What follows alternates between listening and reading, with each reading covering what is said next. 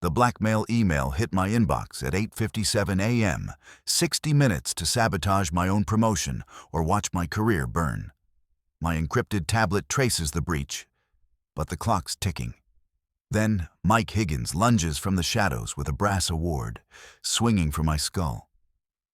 I pin him, grab the keycard. But Sarah doesn't call security. She pockets my tablet, her voice ice. The presentation's already started. Without you. The door locks behind her. I'm out of time. The polished mahogany of the boardroom doors loomed like a guillotine blade. Marcus Thorne stood in the hushed corridor of Apex Solutions, the air thick with the scent of expensive floor wax and the faint metallic tang of ozone drifting from the nearby ventilation shafts. He adjusted his silk tie, the fabric cool against his skin, and felt the familiar weight of the riverstone in his pocket. His thumb traced its smooth surface, rubbing it once, twice, 3 times. He needed to reach 10 before the doors opened. The stone was his anchor in the shifting tides of corporate warfare, a piece of unyielding reality he'd carried since the day his father's world had been erased by a stroke of a pen. His encrypted tablet hummed in his left hand, the screen a chaotic mosaic of red lines and scrolling text. Anonymous blackmail threats had been flooding his inbox since sunrise, jagged shards of digital glass cutting through his carefully constructed morning. Someone was inside his perimeter. Someone was digging through his private life, threatening to leak his files if he didn't sabotage his own promotion. Marcus tapped a command, his pulse thrumming in his fingertips as he traced the signal. It was a ghost, bouncing through a maze of hidden relays. But he was close. He could feel the heat of the trail. Sarah Miller leaned against the doorframe, her heels clicking a frantic tempo on the marble floor. She adjusted her blazer, her gaze darting toward the elevators with the skittish energy of a bird sensing a storm.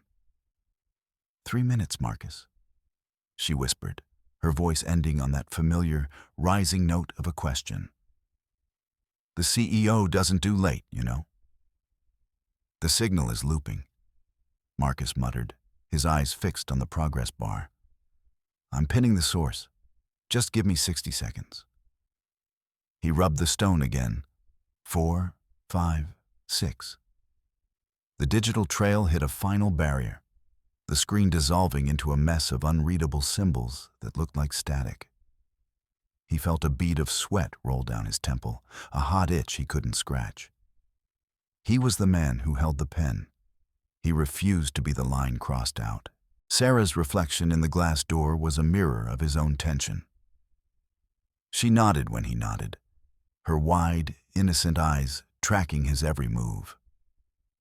She was the perfect assistant, a shadow that mirrored his light.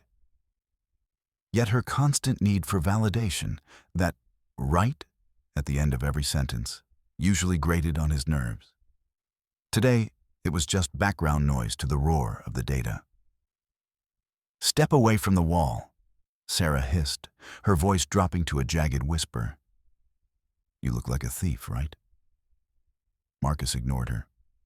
He was at the bedrock of the problem. 7, 8, 9. The tablet vibrated, a sharp buzz against his palms, and for a fleeting second, a name flickered on the screen, a location tag tied to a local Chicago relay. He had it. He just needed to enter that room and secure his seat at the table before the blackmailer could strike. He took a deep breath, the scent of Sarah's floral perfume mixing with the sterile air. 10. He was grounded. He was ready. The silence of the hallway was shattered by a heavy, wet thud. Marcus spun around, his heels squeaking on the polished floor. Out of the jagged shadows of the service alcove, a figure lunged. It was Mike Higgins, a man who looked like he had been chewed up and spat out by the very building they stood in. His work clothes were stained with grease, and his face was a map of resentment. In his good hand, he swung a heavy brass award, A service excellence trophy, like a medieval mace. The brass whistled through the air, narrowly missing Marcus's temple. The wind of the swing smelled of stale coffee and old anger. Marcus dived to the left, his shoulders slamming into the mahogany door. The pain was a sharp, electric jolt, but he didn't have time to process it. Mike was already coming at him again, his breath hitching in a heavy, audible sigh. "You think you can just erase people?"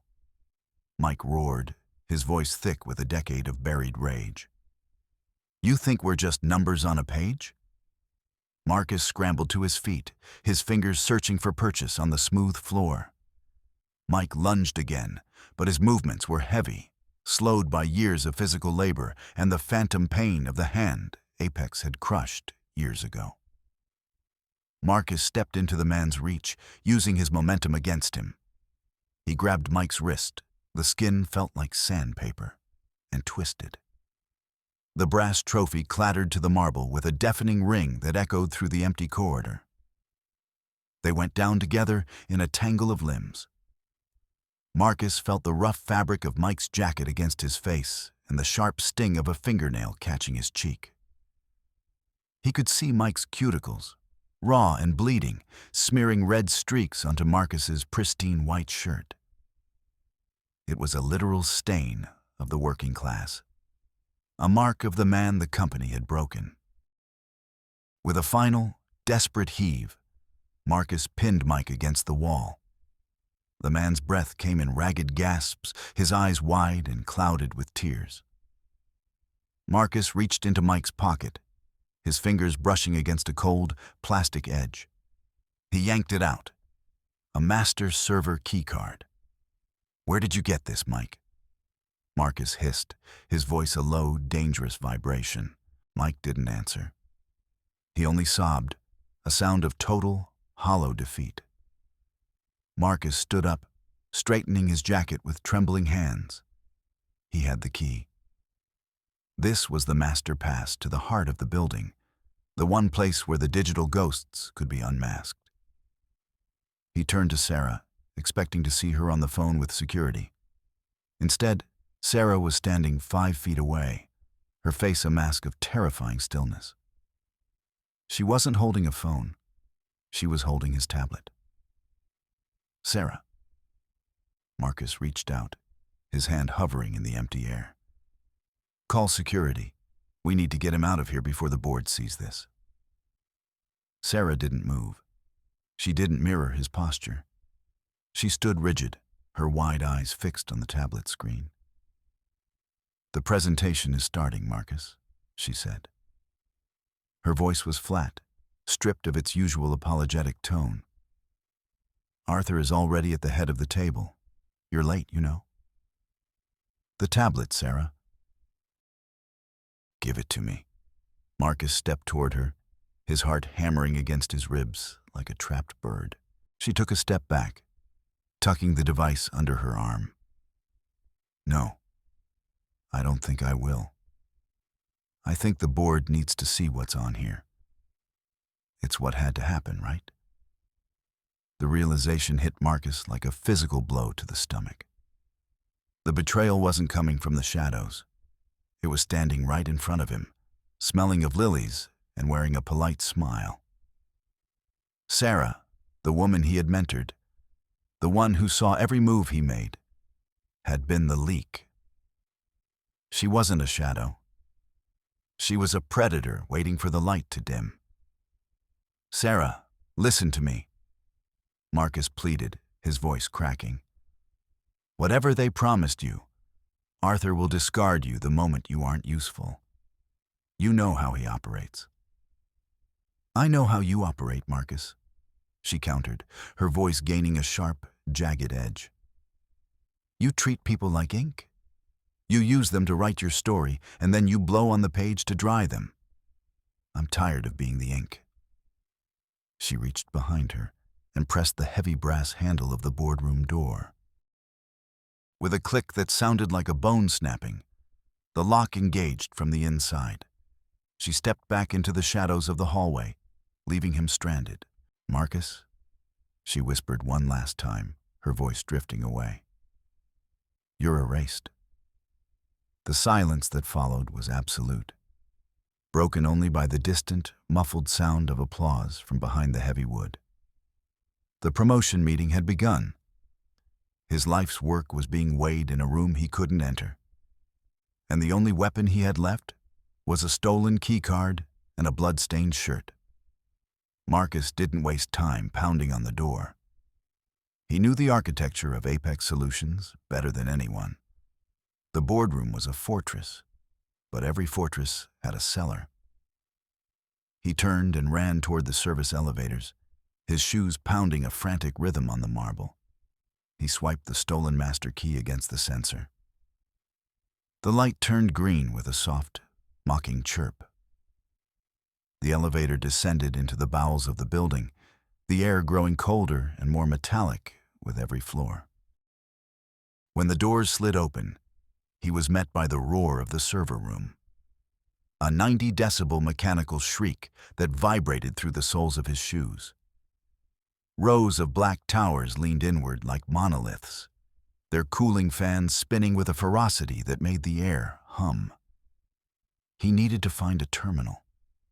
He needed to stop whatever Sarah was about to broadcast. He navigated the labyrinth of blinking lights, his eyes stinging from the dry, recycled air. He found the central hub, a glowing console in the center of the roar. He jammed the master key into the slot. The screen flickered to life. But it wasn't a login prompt. It was a mirror. Marcus watched in horror as the feed from the boardroom projected onto the server monitor. The high-definition screens upstairs were already alive, but they weren't showing the third-quarter projections. They were showing his private messages. Every venomous thought he'd ever typed about Arthur Sterling was scrolling in giant, bold letters. Arthur is a dinosaur waiting for the tar pit. The CEO's vision is as blurred as his ethics. The executives in the room, men and women Marcus had spent years courting, sat in a stunned, suffocating silence. Arthur Sterling stood at the head of the table, his silver hair gleaming under the spotlights, his eyes two chips of blue ice. "Is this the bedrock of your loyalty, Marcus?" Arthur's voice boomed through the speakers, distorted by the server room's hum. Marcus felt the floor beneath him soften. He reached into his pocket and gripped the stone so hard the edges bit into his palm. He had to get to the tech booth. If he could reach the physical broadcast point, he could kill the feed. He ran toward the back of the server room, toward the narrow stairs that led to the glass-walled booth overlooking the boardroom. He reached the door of the booth and swiped the key card. The lock clicked. He burst inside, his lungs burning. The booth was a small, cramped space filled with monitors and a one-way glass window that looked down onto the back of Arthur's head. Marcus lunged for the main console, his fingers flying across the keys. "I can stop this," he hissed to himself. "I can rewrite the narrative." He initiated a system override, his heart soaring as the progress bar began to fill. This was what he was built for. This was the pen in his hand. But as the bar hit 50%, a heavy, metallic clunk echoed through the small room. The lights in the booth turned a violent, pulsing red. Marcus grabbed the door handle and pulled. It didn't budge. He looked at the external sensor through the glass. The light was dead. The magnetic locks had engaged. He wasn't in a command center, he was in a cage. Through the one-way glass, he saw Sarah Miller walking slowly down the hallway toward the booth. She didn't look angry. She looked pitying. She held up his tablet, showing him the screen. A new command was running, one he hadn't authorized. The master keycard hadn't been a way in. It had been the bait. By using it, he had triggered a security lockdown that flagged him as an intruder. The smart move, the logical play to seize control of the servers, had been the very thing that sealed his fate. He watched Sarah turn and walk away, her heels clicking a rhythmic goodbye. Suddenly, the overhead lights in the booth died completely. The only illumination came from the glowing red "Access Denied" symbols on the monitors. In the darkness, Marcus heard a sound that didn't belong to the machines. A heavy, wet breath. He spun around, his back hitting the glass. A figure detached itself from the shadows between the equipment racks. It was a man, tall and broad, wearing the dark tactical gear of the building's private security firm. A black mask obscured his face, but his eyes caught the red glow of the monitors. Cold, professional, and utterly devoid of mercy. The guard didn't speak. He moved with a terrifying, silent fluidity. He lunged, his fist a blur in the dim light. Marcus ducked, the blow whistling past his ear and shattering a plastic monitor casing behind him. The smell of scorched dust and ozone filled the air. Marcus scrambled backward, his hands searching for a weapon. His fingers closed around the cold, heavy cylinder of a fire extinguisher mounted to the wall. He ripped it from the bracket just as the guard lunged again, a combat knife gleaming in his hand. The blade sliced through Marcus's sleeve, a cold sting followed by the immediate warmth of blood. Marcus didn't wait for a second strike. He jammed the nozzle of the fire extinguisher toward the guard's face and squeezed the handle. A violent roar of white chemical powder erupted, filling the cramped booth with a choking, blinding cloud. The guard recoiled, coughing and swinging blindly. Marcus didn't stay to fight. He knew the guard would recover in seconds. He looked up, spotting the square outline of a ventilation grate in the ceiling. He piled 2 equipment cases on top of each other, his movements frantic and clumsy.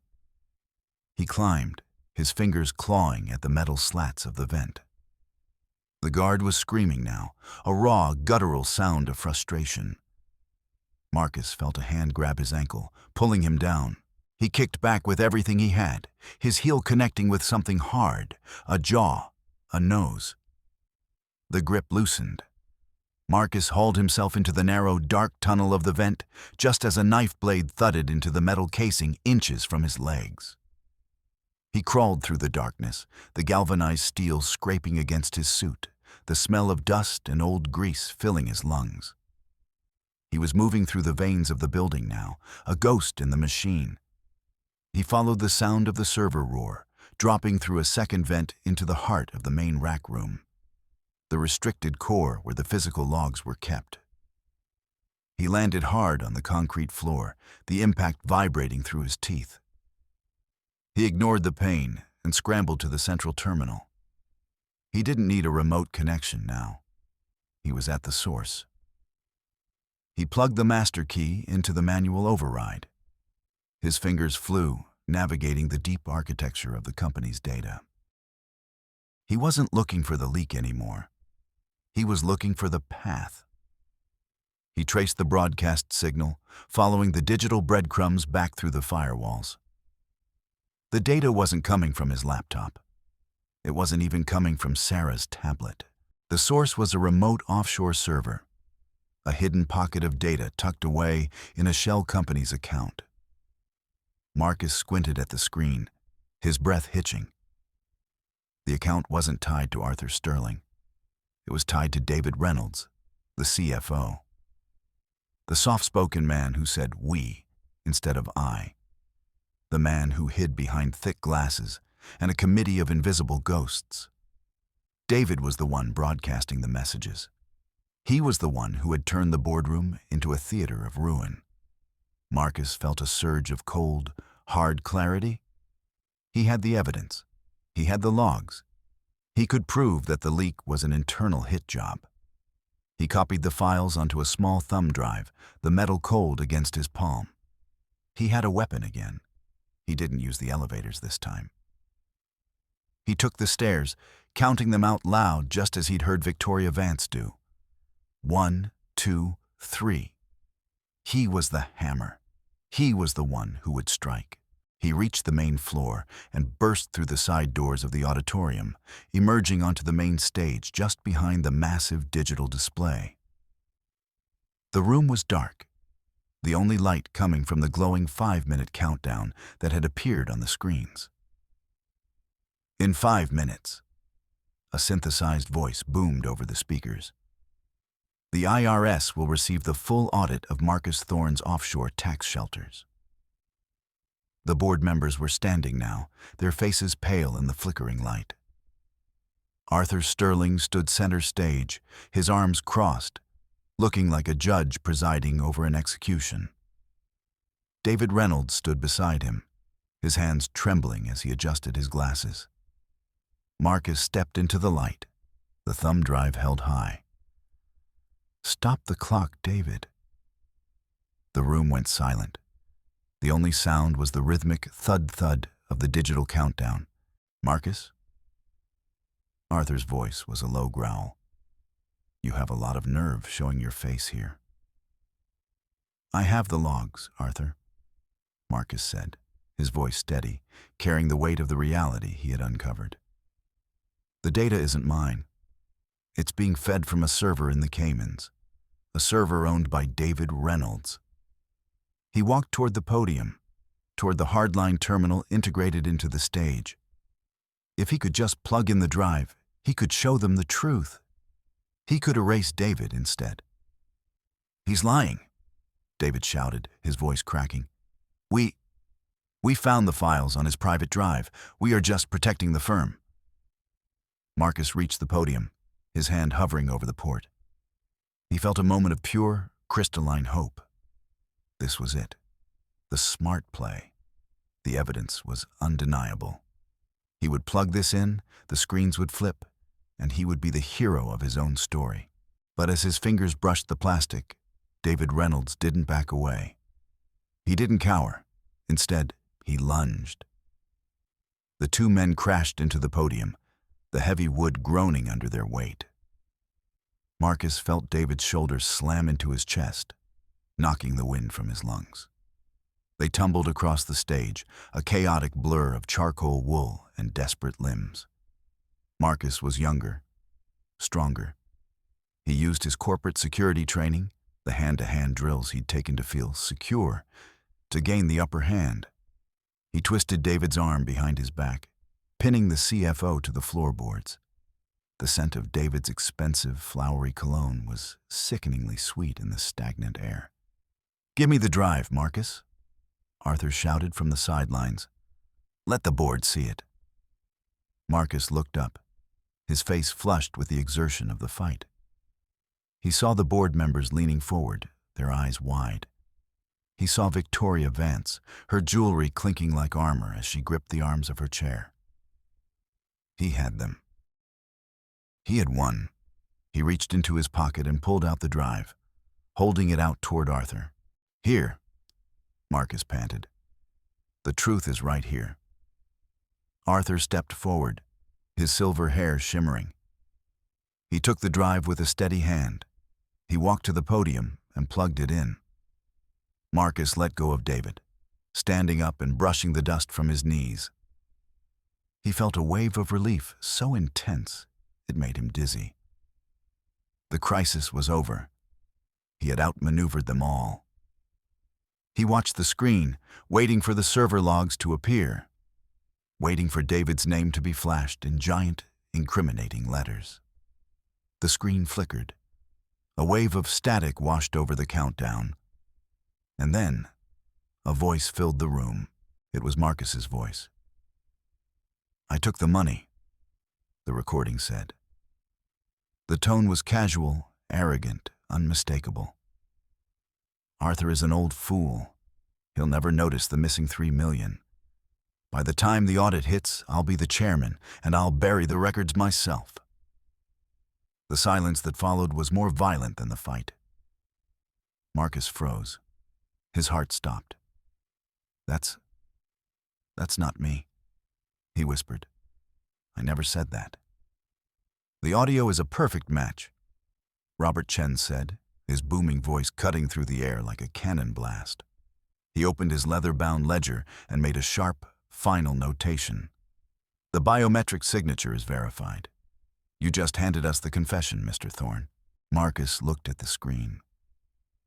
The drive he had fought so hard to protect, the evidence he thought was his salvation, had been the final nail in his coffin. It wasn't a log of David's crimes. It was a deep fake, a masterfully crafted lie that David had planted on the server for Marcus to find. He had been so focused on the technical trail that he hadn't seen the psychological trap. He had walked himself right onto the gallows and pulled the lever. "Security!" Arthur roared. The masked guard from the tech booth stepped onto the stage, followed by 3 others. They grabbed Marcus by the arms, their grip like iron manacles. "Wait!" Marcus screamed, his voice echoing in the vast, cold space. "It's a fake. Look at the background hum. You have to listen." But no one was listening. Victoria Vance stood up, her face a mask of disgusted fury. "I don't care about the hum, Marcus. I care about the 3 million. You're a liability, and we don't keep liabilities." They dragged him toward the exit, his heels scraping against the stage he had hoped to rule. As he passed David Reynolds, the CFO leaned in, his glasses reflecting the red light of the dying countdown. "We think this is for the best," David whispered to the empty air. The heavy brass doors of the building swung open, and Marcus was thrown out into the biting Chicago wind. He landed hard on the wet pavement, the purple security lights making his skin look like a corpse's. Behind him, the doors of Apex Solutions clicked shut, a final, permanent erasure. The rain began to fall, a cold, needle-like drizzle that soaked through his ruined suit. Marcus sat in the mouth of a dark alleyway, the smell of rotting citrus and wet brick filling his senses. His phone vibrated in his pocket, a burner he'd kept for emergencies. A single text message from Elizabeth, his fiancée. "I saw the news. Don't come home. I'm with Sterling's son now. He's a winner. You're just a line that got crossed out." Marcus let the phone slip from his fingers. It clattered into the gutter, the screen flickering once before going black. He was alone. He was broke. He was a criminal in the eyes of the world. He reached into his pocket and found the stone. It was still there. He rubbed it. 1, 2, 3.